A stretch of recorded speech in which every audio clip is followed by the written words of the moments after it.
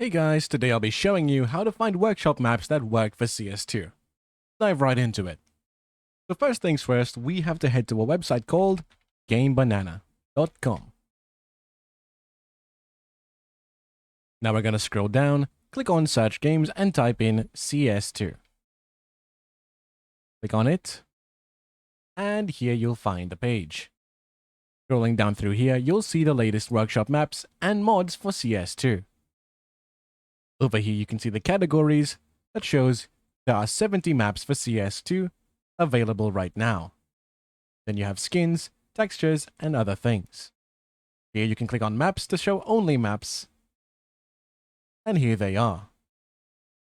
Now let's look for a map to download. Over here we can see DE Router. Click on that. Alright. And now you scroll down and look for the files section. Over here, there's drouter.zip, and here we can do manual download. Click on that. Click on the download button again. And up here, you'll see Chrome is now downloading it.